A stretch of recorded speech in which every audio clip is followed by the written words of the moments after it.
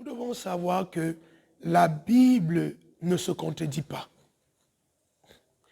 Mais c'est un assemblage de 66 livres qui ont été rédigés dans plusieurs époques, dans plusieurs dispensations.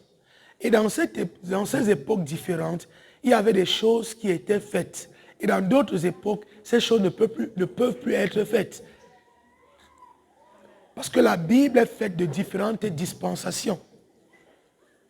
Nous avons par exemple la dispensation de la création, où nous voyons l'époque, comment le monde a été créé, comment les premiers hommes, Adam et Ève, ont vécu dans le jardin d'Éden. Et nous avons ensuite une autre dispensation, celle d'Abraham, qui est la dispensation de l'alliance, où Dieu entre en alliance avec un certain peuple pour tisser avec eux une certaine intimité. Et nous avons une autre dispensation qui vient avec Moïse, qui est connue comme la dispensation de la loi, où Dieu traite avec les hommes sous la base de ce qui est rédigé, de ce qu'il faut faire et de ce qu'il ne faut pas faire. Et là, ça commence à être une dispensation de la maturité. Parce que Dieu veut amener à l'homme à faire la différence entre ce qui est bon, excellent et parfait. Alors, nous avons la dispensation de la fin de la prophétie lorsque Jésus-Christ vient.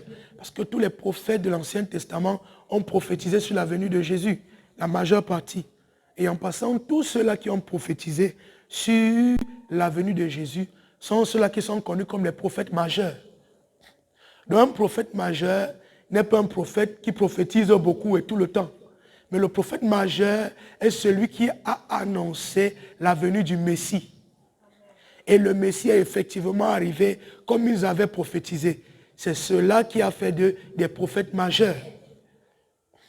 Et le prophète mineur, c'est celui qui prophétisait sur les problèmes de la société, sur la nation d'Israël, sur les problèmes dont ils faisaient face, sur les problèmes qui se manifestaient dans leur époque.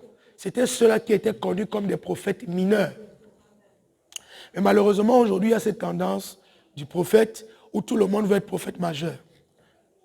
Mais dans la Bible, le prophète majeur, c'est celui qui annonce la venue du Messie. Alors, si nous sommes prophètes majeurs dans ce temps, nous sommes en train de dire, entre guillemets, que Jésus n'est pas encore venu. Parce que la seule mention du prophète majeur est celui qui prédit la venue du Christ et qui prédit les souffrances du Christ, la croix, la crucifixion, la mort, l'ensevelissement, la montée, l'assise au trône. Donc dans cette dispensation, nous avons effectivement des prophètes, des vrais prophètes, mais aucun d'eux ne peut être reconnu comme un prophète majeur. Parce que le prophète majeur annonce Christ qui doit venir et qui doit souffrir. Et Jésus ne reviendra plus de nouveau pour aller à la croix. Puisqu'il est maintenant assis à la droite de la majesté divine comme Kurios, c'est-à-dire maître et propriétaire de tout ce qu'il a créé. Amen.